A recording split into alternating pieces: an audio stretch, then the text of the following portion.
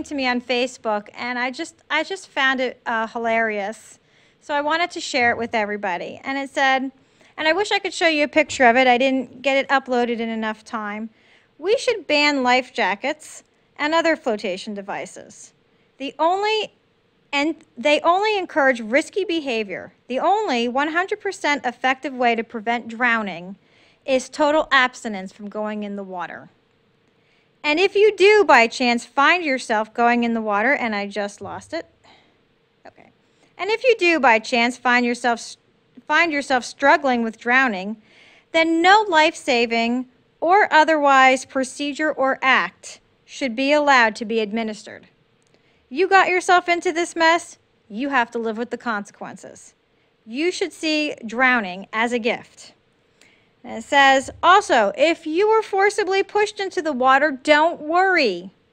It was a legitimate pushing. Your body will find a way to shut out all the water and survive the drowning.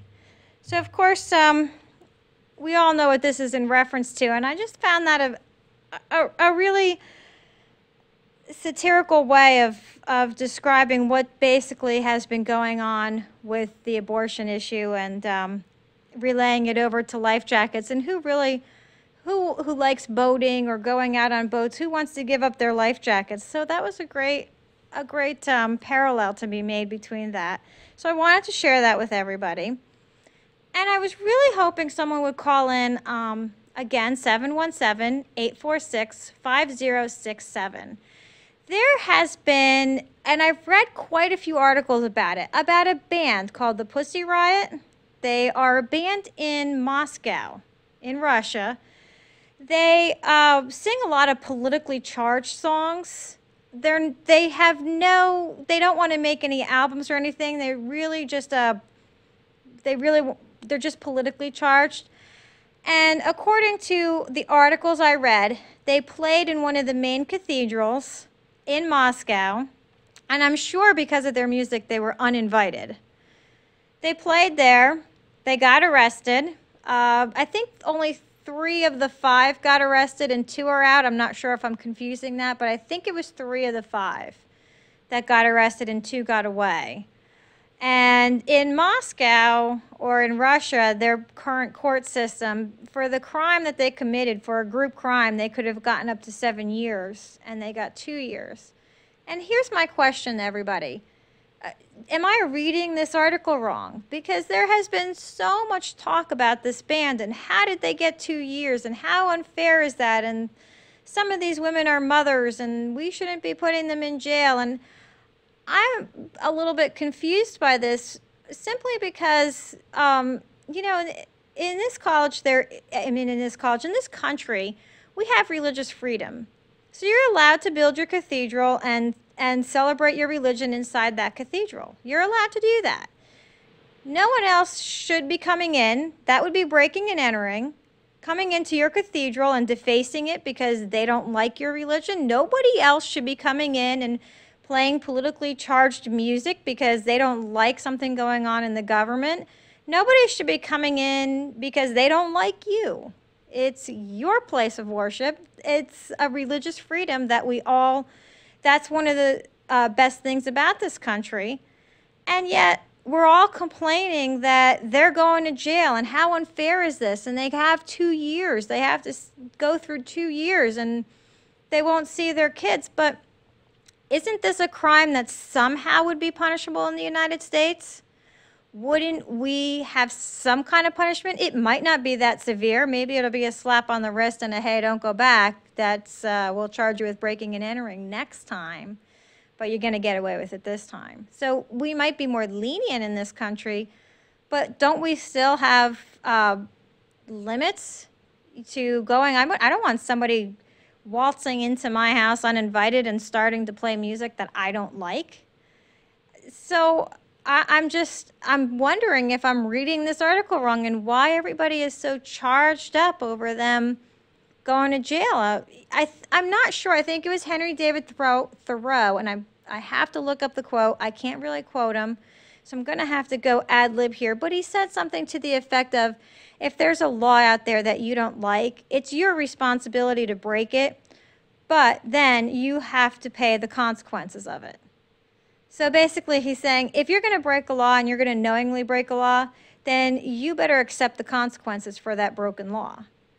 And if the law in Russia says you can't do A, B, or C, and you do that, and the punishment is, up to 7 years in jail, then it's your responsibility to handle the consequences. And if you had kids, if you're a mother or a father and you choose to break a law and you have children, well, you really should have thought about the kids before you went out and knowingly broke the law. So I'm just trying to get more facts in on this and why everybody's so upset about, and saying that they should be released and this, that, and the other thing. And I hate to see people, it sounds like it's a lot of money on taxpayers to have to pay for a politically charged band, to me, in this country, wow, we have to pay for you to go to jail and give you 3 meals a day. There's got to be something else we could do, instead of having to pay for that. But I was hoping to get more insight onto that. And again, the number 717-846-5067. I don't have too many current events, but I did have one story I wanted to share with everybody. And this came from Turkey. It's a 26-year-old girl. I guess woman at this age. A 26-year-old woman with 2 children says she was repeatedly raped. She was threatened and beaten and repeatedly raped by her husband's cousin while her husband was away. So with her children starting school, and I guess with honor codes in that country, she took matters into her own hands. And at one point, to protect her honor and to save her children from being ostracized in school, she shot and killed the man she said that raped her. She proceeded to behead him, carried his head through town to a local coffee shop. She held up his head, and let me get this quote. She said, "Don't play with my honor. Here is the head of the man who played with my honor." Well,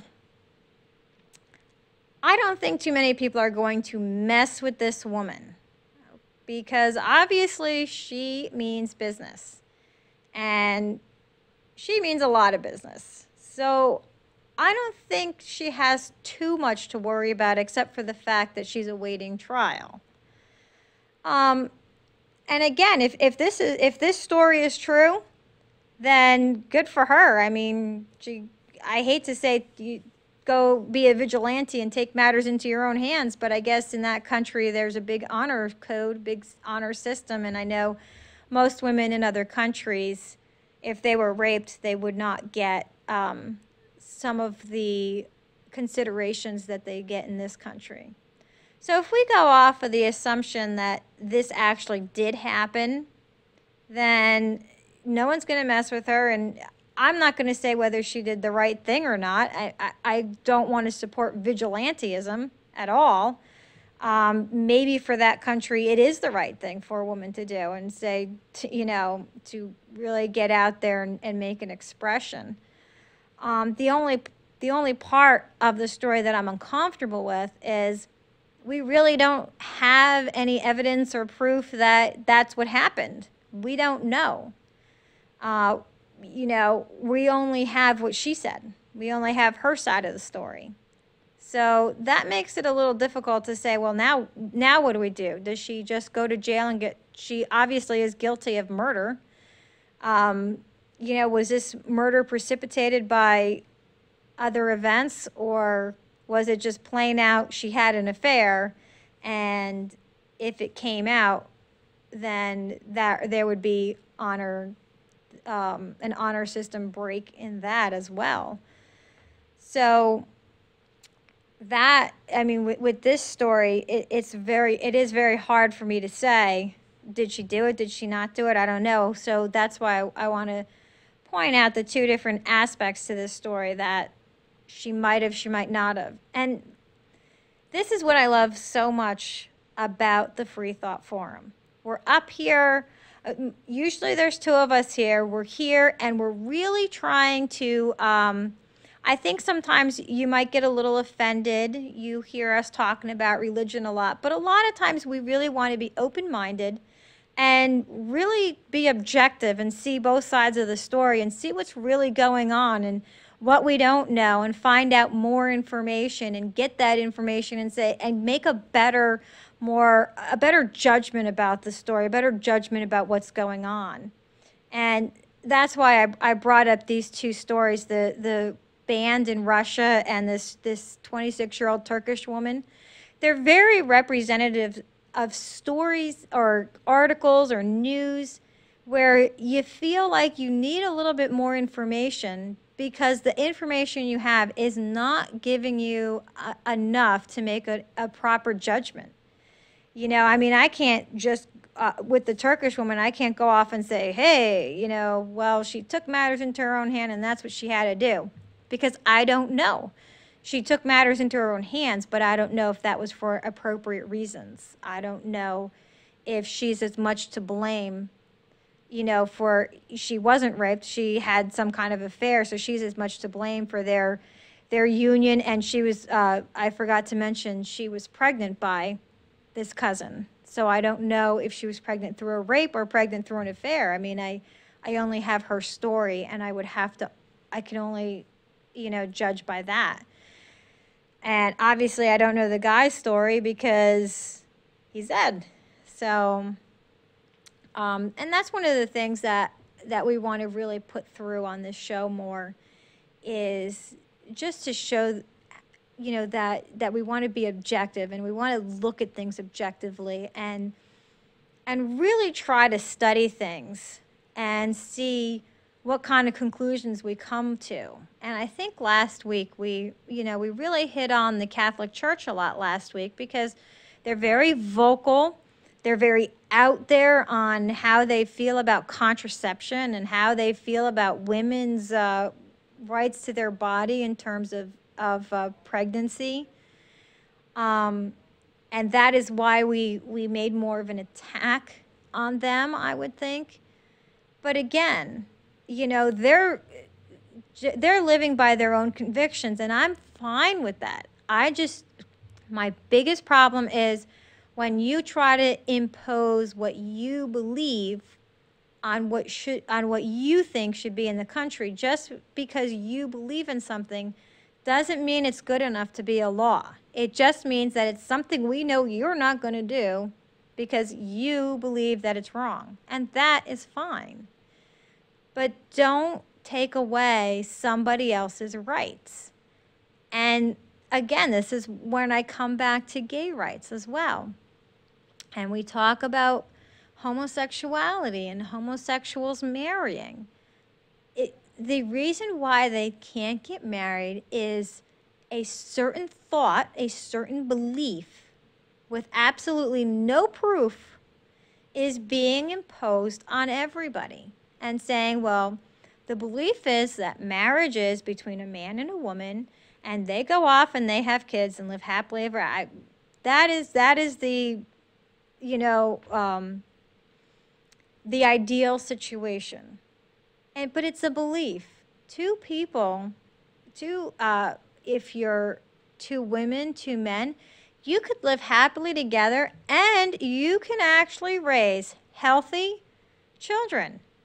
Mentally, physically healthy children who are either heterosexual or homosexual. That most of the time they end up raising heterosexual children. And if you're two gay men, you should be able to adopt a child. I just don't see any reason why you shouldn't. I think that there are two homosexual couples out there that would make a great home for a child, and that child would grow up in a very good environment. And the same goes for women. A lot of times the women will choose to maybe be artificially inseminated so that one of the women can have the child, and then they can share in the raising of this child. And guess what? You have healthy children. So why can't they get married? Why impose this belief? If it makes you feel any better to call it a civil union, then I'll go with it. I mean, I'll step forward, and I don't know if I'm speaking for all homosexuals. So if you're out there, 717-846-5067.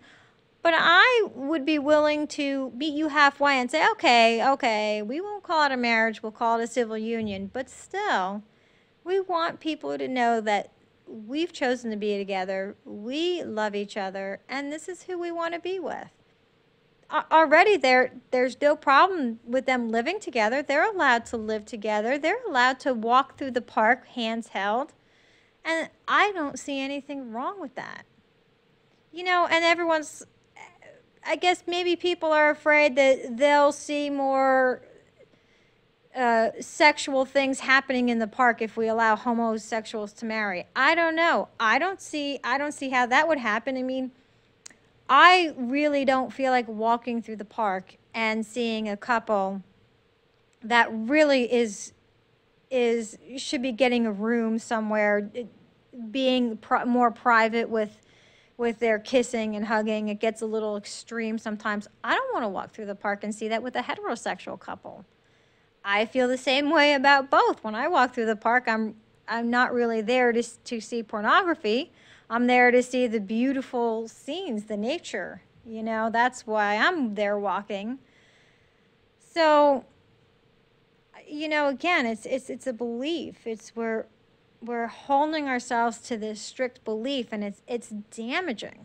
I again, with this Turkish woman, can we see how damaging it is when we suppress a person or a group of people because of race or gender or even religion or something? Can we see what happens when we make them inferior?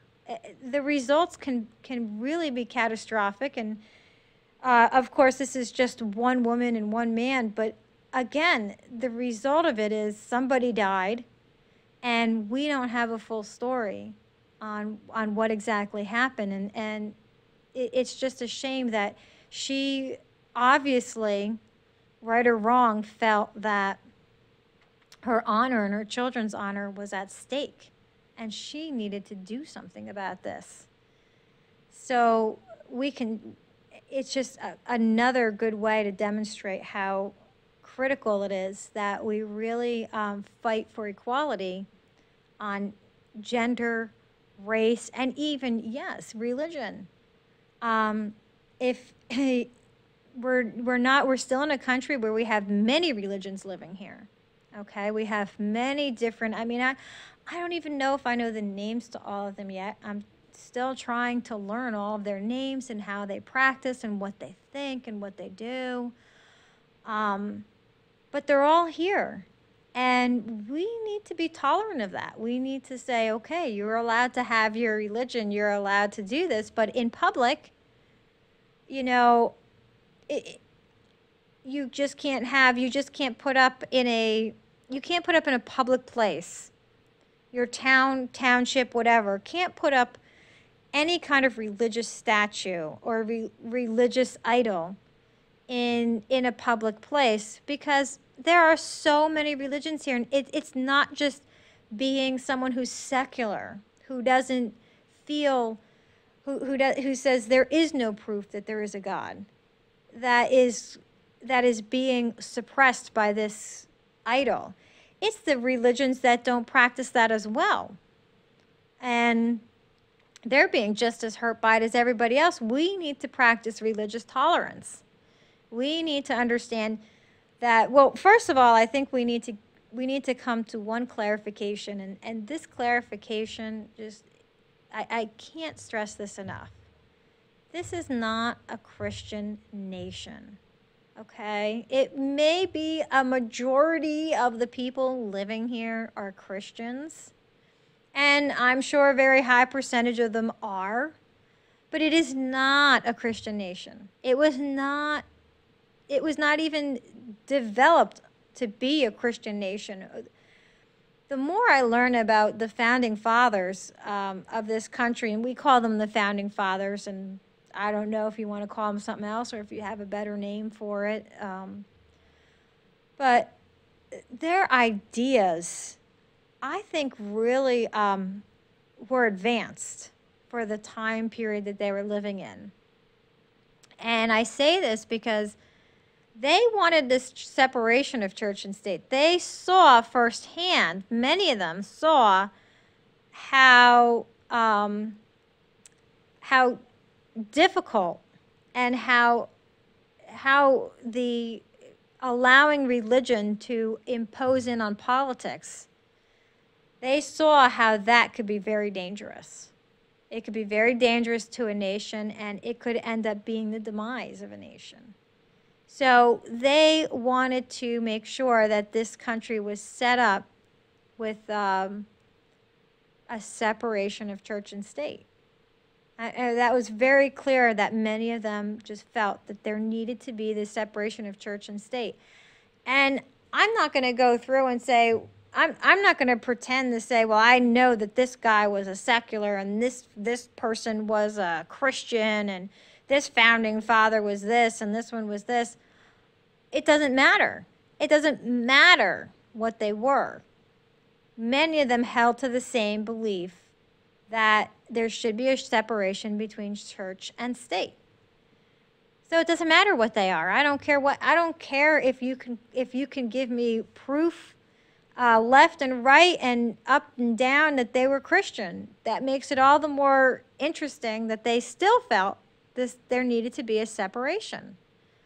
And you know, when you go through the timeline, when you see all the stuff and go through history and the religious wars and just the transformations that religion made, you think to yourself, well, we need this separation because there's just too many religions out there now. I mean, even Christians seem to be lump summed, but yet really you have your Catholics who get called Christian, but they're actually Catholics. They'll say, I'm not a Christian, I'm a Catholic. Or you have your Presbyterians, you have your Baptists, you have your Episcopalians. You have a call? Hi, do we have a call? Yes, hello. I was watching a show, and I just wondered if you'd heard about the school district where the school board was told that they can't have prayer before their meeting, so people stood up and prayed during the meeting, and the school board is now saying that they're going to fight it. What do you think about school boards having prayers, or any kind of public body having prayers before meetings? In a public school, I don't agree with prayers before meetings. If it's a public school, I don't agree with that. They're not there to impose their religion on their children, on the children that attend the school or the parents. But if it's a private school, you know, that's their right. Well, I agree with you, and I guess, why do you think people who came to this meeting and stood up and prayed after the meeting, why do you think they get so upset? You know, when you believe in something and you believe in something very strongly, you really don't understand why other people don't believe it. And it's very upsetting to them, I guess, because there's this maybe preconceived notion that some of them have that they need to save people. Or some of them are just, this is what I believe and we have to do this. This has to be done. So there's a variety of reasons why they get so upset and why they do it. And I don't have a problem with them. If they want to all group together somewhere after the meeting and have their own little private prayer, I honestly don't have a problem with that. That's their right. If they find a bunch of people that believe the same way they do. It's just that when you're in a public place, children should be allowed to really get a good education on everything out there, and then grow up and really be able to make up their own mind and see and really be able to stand on their own 2 feet and say, I'm doing this because this is what I believe. But I think a lot of parents are uncomfortable with that and maybe afraid that their kids will, if they actually have a chance to think about it, won't believe the way that the parents believe. I agree. I agree. You know, as parents, I think a lot of times we seem to want to have little me's, you know, little me's running around. They look at my child, they believe what I believe, they believe this, they believe that, and we really do want that, and we're a little afraid of what's going to happen if they think on their own. But that is a fear that, and I mean, I'm still guilty of it. I still got to overcome it sometimes. I want my kids to really critically think of, you know, critically think things out. And if they grow up and if they say, hey, I really believe this religion stuff, then I'm going to have to let it go and say, okay, then that's what you believe.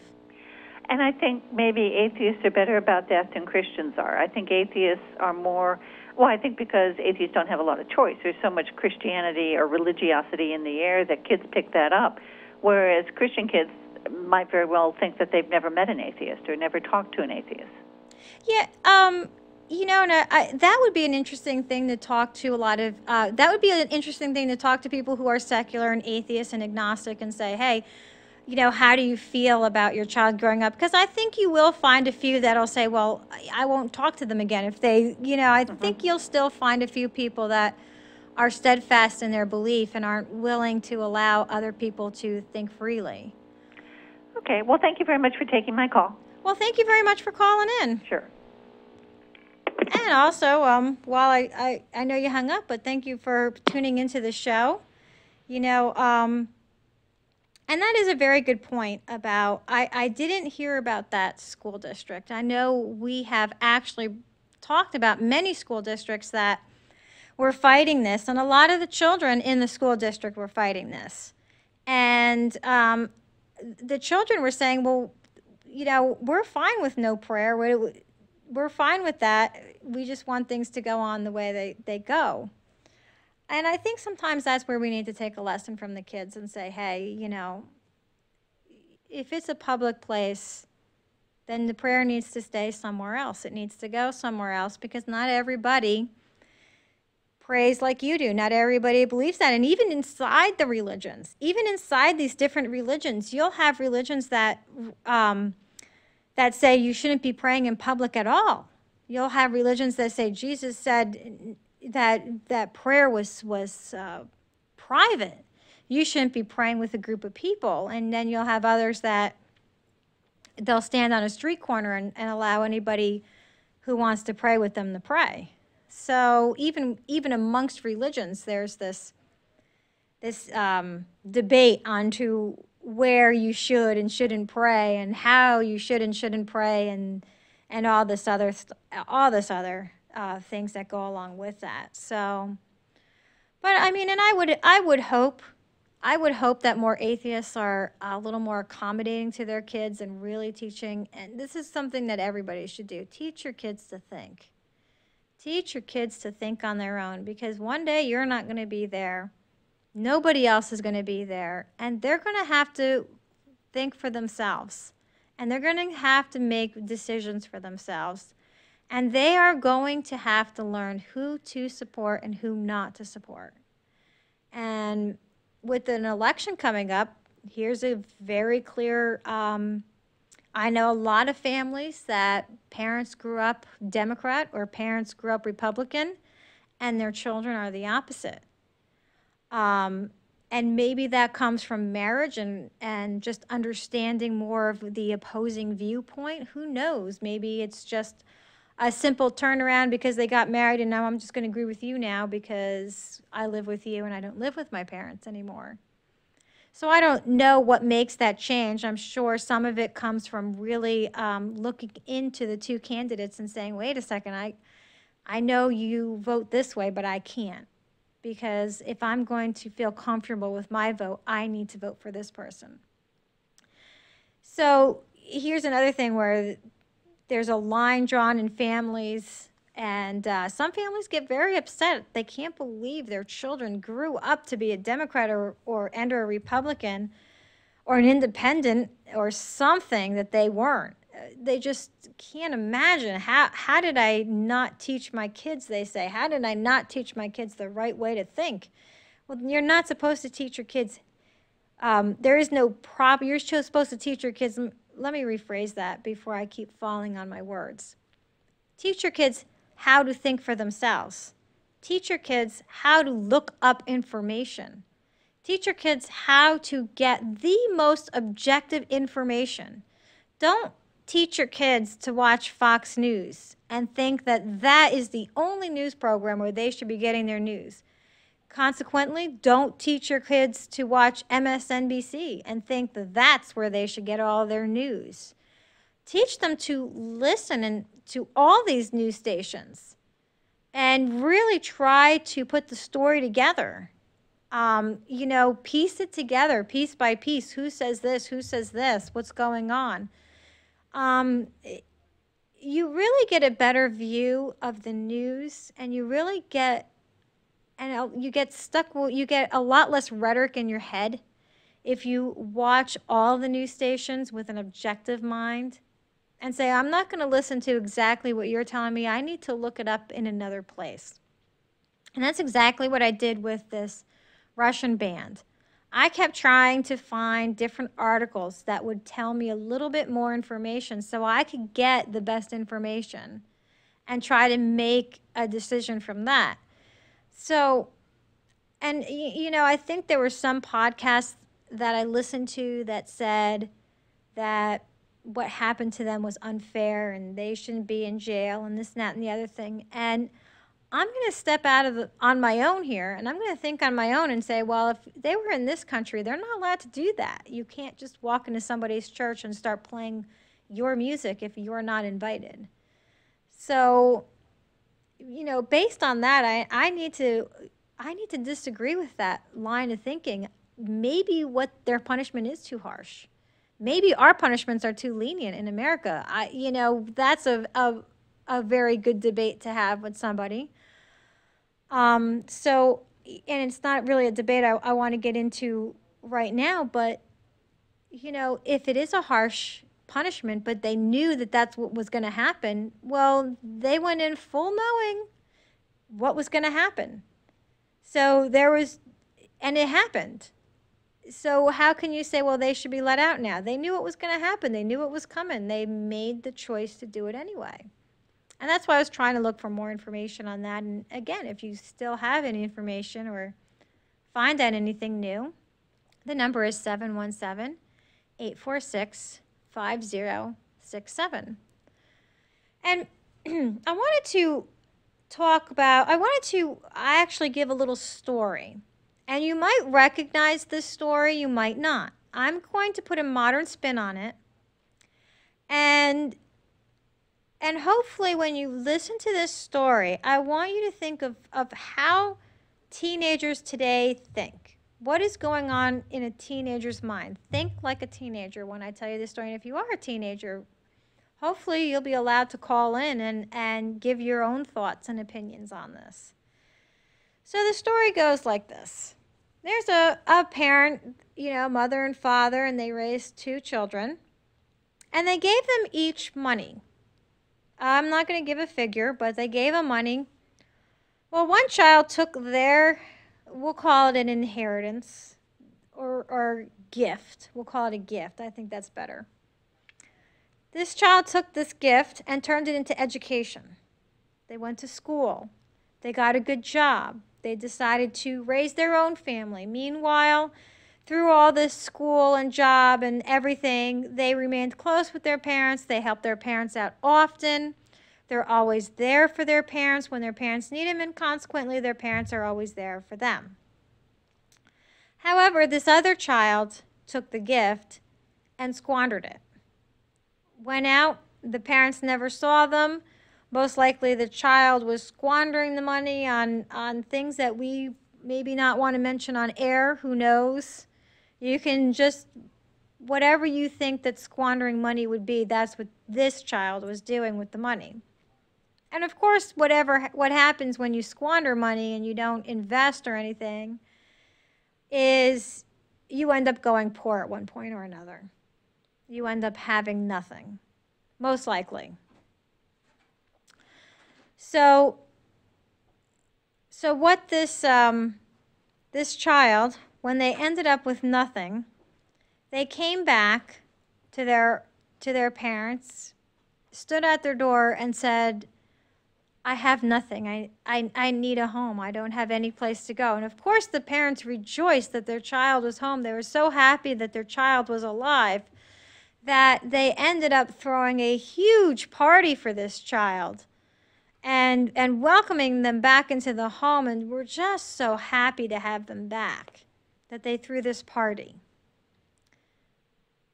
What does this tell the child that took the money and went to a higher form of education, basically college, got a good job, and basically was a productive member of society and a very good member of the household? What does this say to this child? And what does this story, what is the moral to this story? Well, if I heard this story as a teenager, and even now I still feel the same way, I would say the moral of the story is, don't be stupid. Take your money, go have some fun, and then come back and beg for forgiveness, and hopefully you'll get more and you'll be able to go to school. Maybe even humiliate yourself a little bit, but hey, you had all those years of fun. You didn't have anything to worry about. You were able to do whatever you want. And, you didn't have to be responsible for anything. And you just went out and you were not productive. And isn't that what the story's telling me? Just go out and have fun. And then when you're done having fun and when you have no more money left, go back to your parents. Maybe live with them for a while and then go to school. Isn't that, to me, is basically what the story is saying. And how would you feel if you were the child that stayed? And would you feel betrayed by your parents? Would you feel almost unloved? Well, or maybe even taken advantage of. And taken advantage of isn't the word I want to use. I'm actually just can't seem to get that word out that I want to use. But wouldn't you feel that you've been taken advantage of by your parents? I mean, how dare they? Your sibling went off and did whatever they want while you did whatever you could to be a productive member of society, and you chose a path that really was going to make you self-sufficient, but yet all you really had to do was squander your money and then just come back and say, hello, here I am again. I mean, and as a parent, we have a call. Okay. Hi, caller. Well, how are you? Good, how are you? Okay. First of all, you were talking about that band over in Russia? Yes. What was the name of that band? Pussy Riot. I'm pretty sure I got that right. Can you say that on TV? It's just the name of a band. Is that right? Yeah, so I mean it's there's no derogatory. I don't know if they were trying to be derogatory in their name. I suspect they were. Well, maybe. They were pretty derogatory with everything else, weren't they? I agree. Yeah. I agree with you. Those are the rules. You get either play by the rules or face the consequences. And we had during the civil rights movement, we had a lot of people went to jail, knowing full well what they did was going to send them to jail, and they were making a statement. Yes. But you got to be willing to pay the price. Yes. As far as that kid who goes out and does all that stuff, sounds like a lot of fun. I'm sorry. Could you repeat that? You were talking about the two kids. The one is plays it straight, and the other one goes out and fools around. Yes. Sounds like he had more fun than one fooling around. I agree. Well, we could only imagine, but probably that might have been a little more fun, but we don't really know. Well, I don't know. I had fun when I did that kind of thing. That's true. That's true. But as far as the family being happy that the kid came back, I don't think so.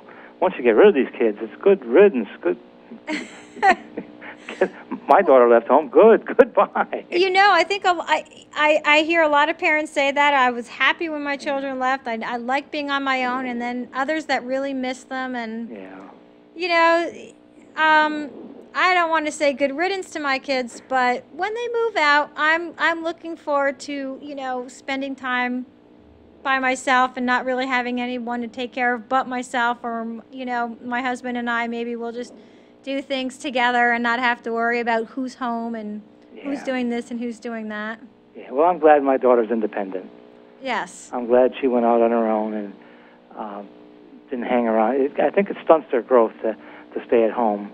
And I think when children stay at home, in their 20s and even 30s and some of them 40s, your parents never think of you as an adult because you're living at home. Well, and that's a very good point. I told my kids, for as long as you live with me, you are not an adult in this house. You are a child. And these are my rules, and these are the rules that you will have to abide by. It's my house. I think I would be just as guilty of that. If for whatever reason I had a 30-year-old child living with me, they are still a child in my eyes. Yeah. Well, because if you're an adult, you're on your own. Exactly. You get your own place. And I know I couldn't wait to move out when I was 18. Boy, I couldn't wait to get out and have my own apartment and get in trouble and drink a lot. And, I did all kinds of stuff that I regret now, but I did it. Right. It seemed like fun then. Well, here's the thing. You did it, but did you go back to home, or did you find a way to... Nope. Never went back home. Yeah, see, so you found a way to still stay independent, be on your own. You might have done things you regret, but you still stayed on your own. Yep. And then you put yourself back on track. That's very important. I sure did. I think I did anyway. Some people might disagree. might say, since I'm an atheist, they might say you're on the wrong track. That's true. Yeah. And I heard talk about the school board. I don't understand these school boards. They didn't learn from Dover. Dover lost a lot of money on this. And every one of these school boards loses money when they fight these prayer things. Yeah, I don't understand why school boards continue to bring this up and continue to bring this in. I don't know if it's the school boards or is it parents that are creating a problem, but yeah, there's a lot of money to be lost, and there's a lot of wasted time when we actually could be talking about educating our kids rather than worrying about praying about how they're going to get educated. Why don't we actually talk about how we're going to educate them and what we're going to do? Yeah, that's what we should put. But, this happened up in, you probably heard the case in Rhode Island, the young lady up there, I forget her name now. See, I'm getting old, I don't think it's about getting old. I think it's about having so much information that you just forget names, because I can't think of her name myself. Yeah, but anyway, when they were the school board was deciding should they appeal this decision, one of the school board members, and I think in a moment of clarity, said to one of those, what these basically are loudmouths, to say, let's fight this, let's go on and fight. She said, do you have $168,000? Because that's what's going to cost us. And that shut them up, And she took the sensible approach that this is going to cost us money. And we can use that money for educating our students, or we can waste time giving it to lawyers and paying fees. Right. So. And the name of the person I just heard over the loudspeaker here was Jessica Alquist. That's the name. That's the name we couldn't think of. Yeah. Well, you're not that old, though. No. I'm old. I got an excuse. Yeah, you still got a good... I guess you have a better excuse than me. I just have too much information. I couldn't retain it all.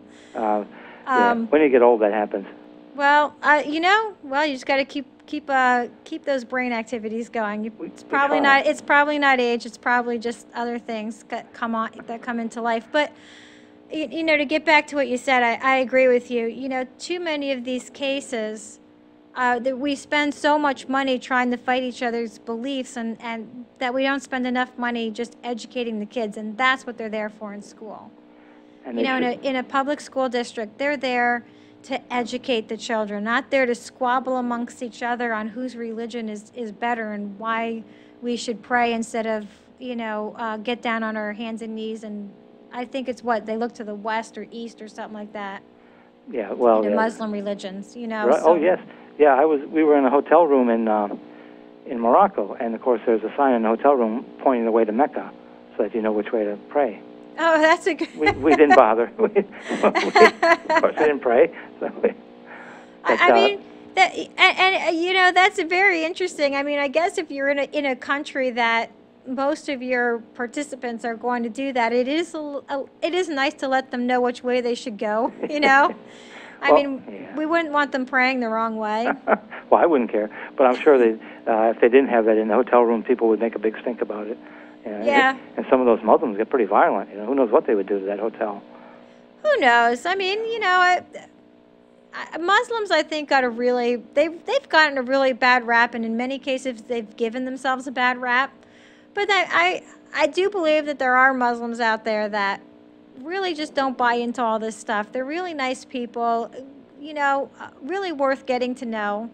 But they're they have all this stereotyping going on that maybe people are afraid to get to know them. Well, but it only takes a few of them to blow up your building, It only takes one person to do a lot of things. Yeah, so that's what you got to be worried about.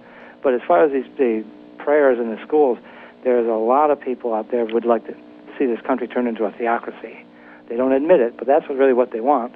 They want their religion to be dominant.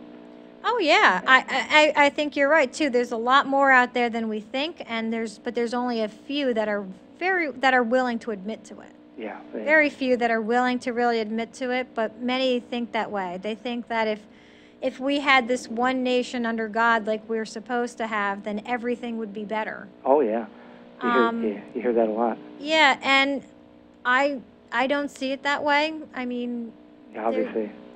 You can't prove to me that there is a God, and subsequently I can't prove to you that there isn't.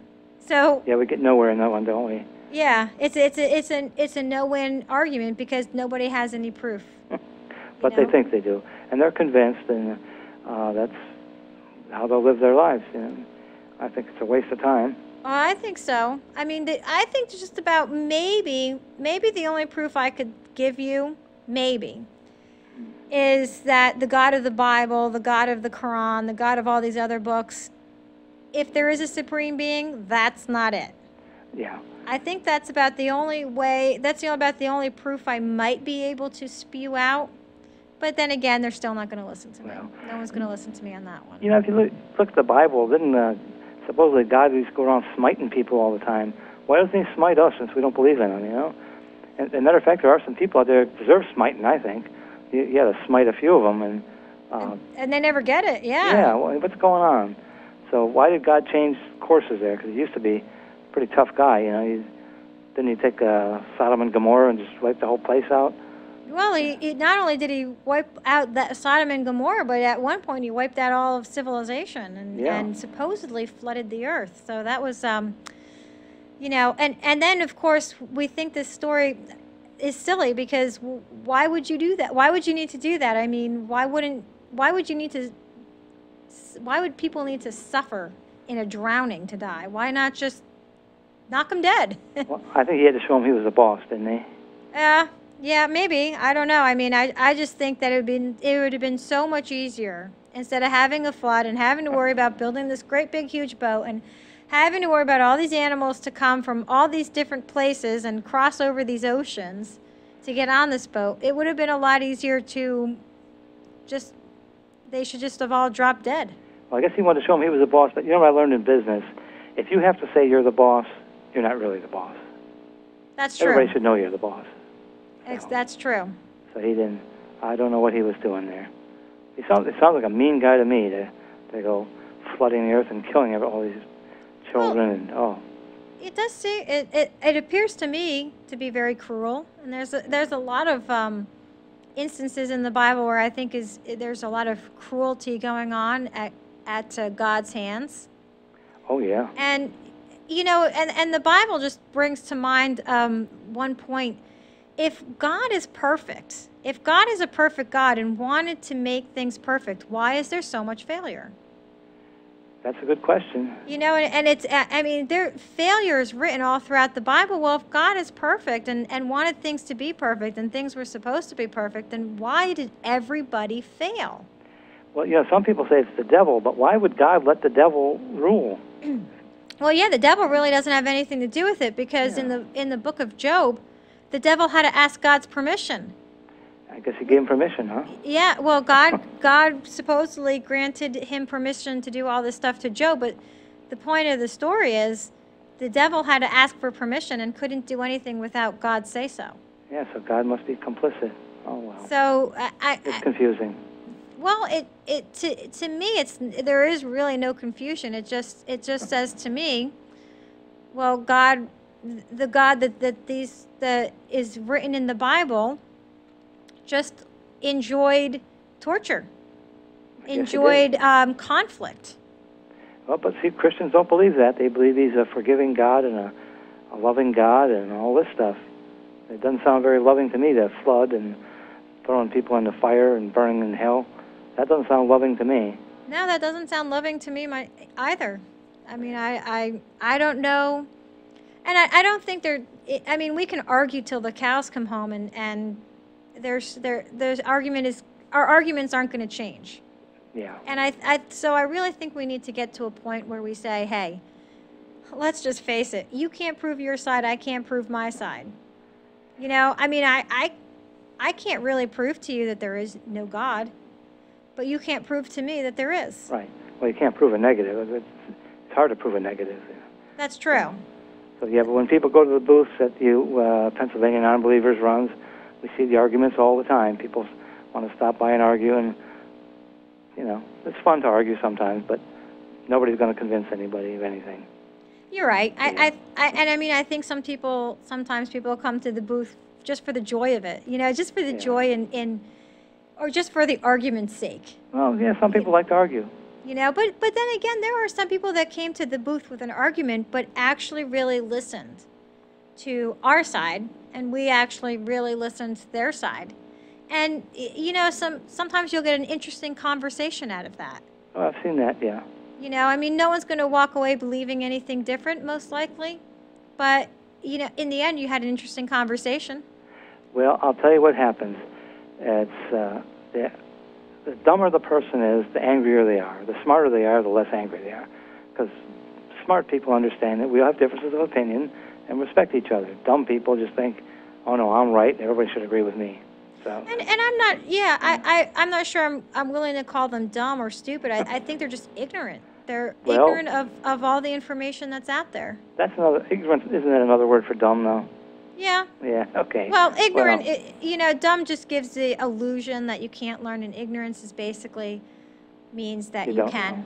Okay, you know, you have the ability. So I guess if you're calling someone ignorant on a certain subject, it's a little bit better than saying, boy, you are really dumb, aren't you? You know? Well, they're both insulting. So. Yeah, it is probably insulting, but what can you do? One's just sounds nicer, okay. You know? Well, good. You keep sounding nice. Okay. Okay. Thanks a lot. Thanks for calling. Okay. Bye-bye. Bye-bye. Yeah, you know, we do this a lot when we argue. We play these word games, you know, well, this means this, and this means this, and you can't say this way. And, you know, I mean, we just play these games with words, or someone says something to you and you think, wow, how could you say that to me? I mean, you know, it's just so interesting to see how we sometimes argue over the English language, and yet, you know, the point of the argument was something totally different. But at the end of argument, we're just arguing over semantics, which seems really silly in the end. You know, I guess this brings up, I'd like to make sure I bring you to a point where you go on to PA Nonbelievers, go to our website, and I know we have some booths coming up, and to be honest with you, I can't remember the date, because really what I have on my mind the most is we have a conference coming up. Okay. Hello? Hi. A quick question, please. Sure. You made an interesting point where you can't prove your side, they can't prove their side. What are your thoughts? Some atheists will not do away or will not totally disown a deist theory. What are your thoughts on that? You're saying some atheists won't disown the deist theory? What I'm saying is they say, okay, the idea, the deist theory, where there was a creator, but he walked away from it, that there's all this other stuff that they believe out there today simply isn't correct. Okay. And some atheists seem to say, okay, well, we can't prove that this wasn't created, therefore. What are your thoughts? You know, again, the same thing. You can't we really don't know exactly how anything was formed, in the universe. And that's just another way of saying you can't prove your side and I can't prove my side. It's just another way of saying, well, this could have happened, but we don't know. Or, it's just another way of saying we could have been just a big ball of gas that exploded and here we all are. Or there was a supreme being. We don't know where that supreme being came from, but that supreme being was what made everything around us. It's just another way of saying that, I think.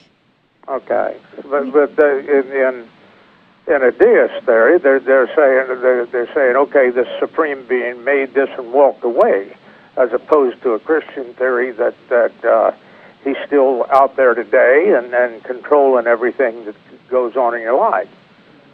Okay, well, I do see that as a bit different. I mean, I'm not a deist, but I do see it as a bit different. Oh yeah, absolutely. It is a bit of a different, but you're still admitting there's a supreme being. You're just saying that he's not the God of the Bible, not the God of this, not the God of that. This supreme being is off doing other things. That's all you're really saying. So, in a way, you're admitting, okay, there could be a supreme being, but we don't know who the supreme being is or where the supreme being is right now. Well, we don't know that he's even there right now. That's the idea of it. That was the theory behind it. Right, I agree. That he has walked away and he may not even exist anymore. Yeah. Okay. And it's we can just chalk the. Oh, you know what, caller? I'm very sorry, but we have less than a minute on the show. But we'll be back in 2 weeks, and please give us a call back, and we can discuss this a little bit more. Okay? Yeah. Have a good day. Thank you for your call. And with the remaining time, I want to remind all you saw up on the screen at the end of this month, the 29th, the 30th. I think it starts on the 29th. We are going to be having a conference, and everybody's welcome, September 29th and 30th. There's going to be a conference in Harrisburg, Crown Hotel. Go on to the website, check it out. It is just going to be loads of fun, whether you believe or don't believe, whatever you are. Come and check it out and just see what it's all about. It's just going to be a good time. And also, I encourage you to go to the website and find out where we're going to have some. Okay, well, we might only have a few things left, so hurry up, get to that website, and check out what all of our other events are. And I can't wait to see you in 2 weeks, or hear from you in 2 weeks, that is.